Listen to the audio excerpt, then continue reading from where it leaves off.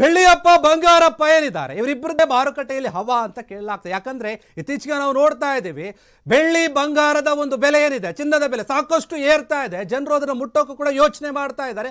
ಆ ರೀತಿಯಾದಂತಹ ಒಂದು ಸ್ಥಿತಿ ನಿರ್ಮಾಣ ಆಗ್ತಾ ಇದೆ. ಗ್ರಾಹಕರೇನಿದ್ದಾರೆ ಮೂಗು ಮೇಲೆ ಬೆರಳಿಟ್ಕೊಳ್ತಾ ಇದ್ದಾರೆ ಆಶ್ಚರ್ಯದಿಂದ. ಆ ರೀತಿಯಾಗಿ ಬೆಳ್ಳಿ ಬಂಗಾರ ಏನಿದೆ ಮಾರುಕಟ್ಟೆಯಲ್ಲಿ ಇವೆರಡರದ್ದೇ ಹವಾ. ಈಗ ಏನು ಚಿನ್ನ ಏನು ಬೆಳ್ಳಿ ಅಂತಾರೋ ಗೊತ್ತಿಲ್ಲ. ಈಗಿನ ಜನ ತುಂಬ ಯೋಚನೆ ಮಾಡ್ತಾರೆ. ಆದರೆ ಪ್ರಿಯತಮೆ ನನಗೆ ಚಿನ್ನ ಬೇಡ ಬೆಳ್ಳಿ ಕೊಡಿಸು ಅಂತ ದುಂಬಲು ಬೀಳಬಹುದು, ಆದರೆ ಅದು ಕೂಡ ಕೊಡಿಸೋಕ್ಕಾಗ್ತಾ ಇಲ್ಲ. ಬರ್ತಾ ಬರ್ತಾ ಬೆಳ್ಳಿ ಕೂಡ ಬಂಗಾರದಂತೆಯೇ ಹೋಗ್ತಾ ಇದೆ. ಮನೆಯಲ್ಲಿದ್ದರೆ ಬೆಳ್ಳಿ ಚಿಂತೆ ಕೂಡ ಏಕೆ ಅಂತ ಹೇಳ್ತಾರೆ. ಆದರೆ ಈ ಒಂದು ವಿಚಾರ ಏನಿದೆ, ದೇವರ ಮನೆಯಲ್ಲಿರುವಂತಹ ಬೆಳ್ಳಿ ವಸ್ತುಗಳ ಜೋಪಾನವನ್ನು ಮಾಡಿಟ್ಕೊಳ್ಬೇಕಂದ್ರೆ ಅಂಥ ಪರಿಸ್ಥಿತಿ ಆದರೂ ಅದರ ಬೆಲೆ ಜಾಸ್ತಿ ಆಗ್ತಾ ಇದೆ. ಚಿನ್ನಕ್ಕಿಂತ ಬೆಳ್ಳಿಯ ಒಂದು ಖರೀದಿಯೂ ಕೂಡ ಈಗ ಜಾಸ್ತಿ ಆಗ್ತಾ ಇದೆ. ನೀವು ಹುಷಾರಾಗಿರಬೇಕು. ಚಿನ್ನ ನಾನು ನಿನಗಿಂತ ಕಮ್ಮಿ ಅಲ್ಲ ಅಂತ ಹೇಳಿ ಸವಾಲಾಗ್ತಾ ಇದೆ. ಈಗ ಬೆಳ್ಳಿ ಚಿನ್ನಕ್ಕೆ ಸವಾಲಾಗ್ತಾ ಇರುವಂಥದ್ದು. ಒಂದೇ ದಿನದಲ್ಲಿ ಬೆಳ್ಳಿಯ ರೇಟು 17,800 ರೂಪಾಯಿ ಹೆಚ್ಚಳ ಆಗ್ತಾ ಇದೆ. 22 ದಿನದಲ್ಲಿ ಬರೋಬ್ಬರಿ 63,500 ರೂಪಾಯಿ ಏರಿಕೆ ಆಗಿದೆ. ಈಗ ಬೆಳ್ಳಿಯ ಬೆಲೆ ಕೆಜಿಗೆ ಬರೋಬ್ಬರಿ 3 ಲಕ್ಷ ರೂಪಾಯಿ ತಲುಪಿದೆ. ಹೆಂಗೆ ಕೊಡ್ತಾರೆ ಜನ? ಡಿಸೆಂಬರ್ 24ರಂದು 2,33,000 ರೂಪಾಯಿ ಇತ್ತು ಈಗ ಬೆಳ್ಳಿ, ಆದರೆ ಈಗ 3 ಲಕ್ಷಕ್ಕೆ ಹೋಗ್ತಾ ಇದೆ.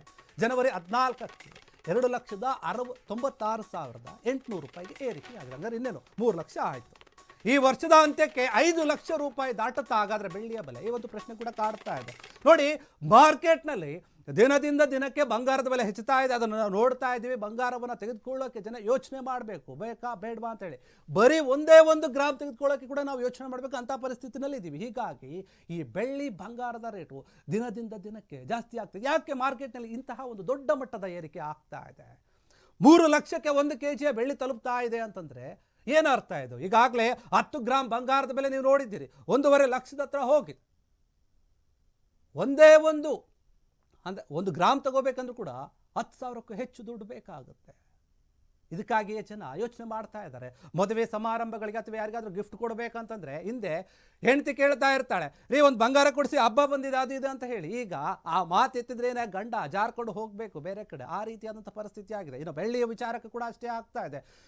ಬಂಗಾರ ಬೇಡಪ್ಪ, ನಾವು ಬೆಳ್ಳಿ ಆದರೂ ತಗೊಳ್ಳೋಣ ಅಂತ ಹೋದರೆ ಆ ಬೆಳ್ಳಿಯ ಬೆಲೆ ಕೂಡ ಇಷ್ಟು ಮಟ್ಟಿಗೆ ದೊಡ್ಡ ಮಟ್ಟಿಗೆ ರೇಟ್ ಆಗ್ತಾ ಇದ್ರೆ ಜನ ಇನ್ನೇನು ತೆಗೆದುಕೊಳ್ತಾರೆ? ಯಾವುದರ ಸಹವಾಸ ಕೂಡ ನಮಗೆ ಬೇಡ ಅಂತ ಹೇಳಿ ಜನ ಸುಮ್ಮನಾಗಬೇಕು.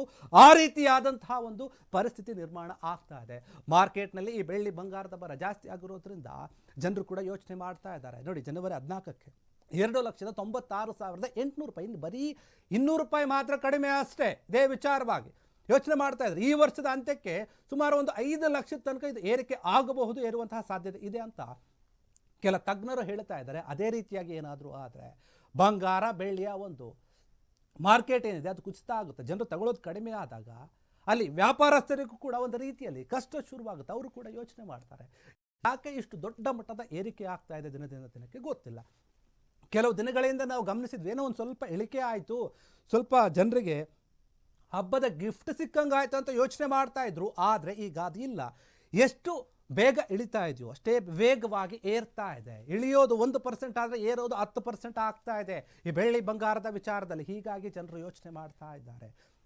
ಇನ್ನು ಮುಂದೆ ನಾವು ಈ ಒಂದು ಬೆಳ್ಳಿ ಬಂಗಾರ ಏನಿದ್ರು ಅವೆಲ್ಲವನ್ನು ತೆಗೆದುಕೊಳ್ಬೇಕಂದ್ರೂ ಕೂಡ ನಮ್ಮ ಪಾಕೆಟ್ನಲ್ಲಿ ದುಡ್ಡು ಸಾಕಷ್ಟು ಇದ್ದರೆ ಮಾತ್ರ ನಾವು ತೆಗೆದುಕೊಳ್ಳೋಕೆ ಸಾಧ್ಯ. ಇಲ್ಲ ಅಂತಂದರೆ ಒಂದು ಪುಡಿ ಕಾಸನ್ನು ನಾವು ಕೈಯಲ್ಲಿಟ್ಕೊಂಡು ಬಂಗಾರ ಬೆಳ್ಳಿಯ ಆಸೆಯನ್ನು ಪಡುವಂತಹ ಕಾಲ ಹೋಗ್ಬಿಡುತ್ತು. ಹಿಂದೆ ಇದ್ದಂತಹ ಕಾಲನೇ ಬೇರೆ, ಈಗಿರುವಂತಹ ಕಾಲನೇ ಬೇರೆ. ಜನರ ಮನಸ್ಥಿತಿ ಬದಲಾಗ್ತಾ ಇದೆ. ಬಂಗಾರ ಬೆಳ್ಳಿಯ ಆಭರಣಗಳ ಮೇಲೆ ಪ್ರೀತಿ ಜಾಸ್ತಿ ಆಗ್ತಾ ಇದೆ. ಅದೇ ರೀತಿಯಾಗಿ ಬೆಲೆ ಕೂಡ ಜಾಸ್ತಿ ಆಗ್ತಾ ಇದೆ. ಮಧ್ಯಮ ವರ್ಗದ ಕುಟುಂಬದವರು ಈ ಒಂದು ಆಸೆಯನ್ನು ಬಿಡುವಂತಹ ಪರಿಸ್ಥಿತಿಗೆ ಬಂದಿದೆ. ಬಡವರು ತಗೊಳ್ಳೋಕ್ಕಾಗ್ತಾ ಇಲ್ಲ. ಈಗ ಶ್ರೀಮಂತರು ಕೂಡ ತಗೊಳ್ಳೋಕೆ ಯೋಚನೆ ಮಾಡ್ತಾ ಇದ್ದಾರೆ. ಇದು ದೊಡ್ಡ ಮಟ್ಟಕ್ಕೆ ರೇಟ್ ಆಗ್ಬಿಟ್ರೆ ಹೆಂಗೆ ಅಂತ ಹೇಳಿ. ಕ್ಷಣ ಕ್ಷಣದ ಸುದ್ದಿಗಳಿಗಾಗಿ ಫ್ರೀಡಂ ಟಿವಿ ಸಬ್ಸ್ಕ್ರೈಬ್ ಮಾಡಿ, ಲೈಕ್ ಮಾಡಿ ಹಾಗೂ ಫಾಲೋ ಮಾಡಿ. ಹೊಸ ಸುದ್ದಿಗಳ ನೋಟಿಫಿಕೇಶನ್ಗಾಗಿ ಬೆಲ್ ಐಕಾನ್ ಮೇಲೆ ಕ್ಲಿಕ್ ಮಾಡಿ.